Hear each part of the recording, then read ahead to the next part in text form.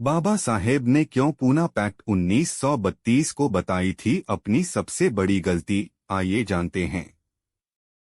बाबा साहेब का जन्म महाराष्ट्र के महार समुदाय में हुआ था, जिससे उस समय अछूतों में गिना जाता था। जातिगत व्यवस्था के विषय का बाबा साहेब के जीवन पर काफी प्रभाव पड़ा था।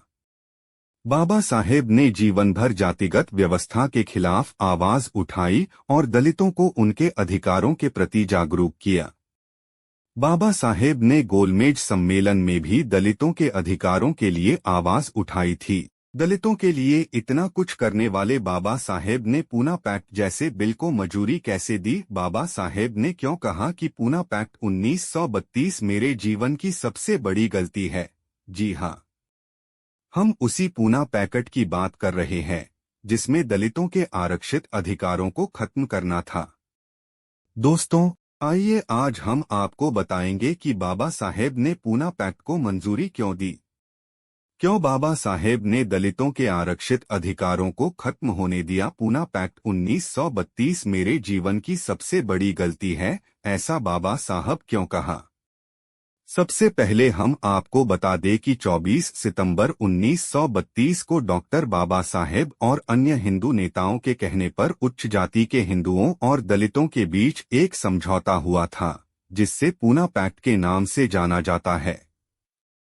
इस समझौते के अनुसार दलितों के निर्वाचन मंडल को समाप्त कर दिया गया, तो दलित वर्ग को हिंदू वर्ग में ही सुरक्षित रखने का फैसला किया गया था। इसमें दलितों के चुनाव में विशेषाधिकार आरक्षण को खत्म कर दिया था।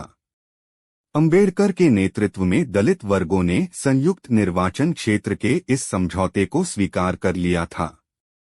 जिस चीज के लिए अंबेडकर इतने लंबे समय तक लड़ते आए थे, दलितों के जीवन स्तर को ऊंचा उठाने की कोशिश में जिस बाबा साहेब ने अपना पूरा जीवन लगा दिया, उन्होंने एक ऐसे समझौते के लिए दलित वर्गों को मानने के लिए कहा जो समझौता दलितों से उनके आरक्षित अधिकारों को खत्म करता है।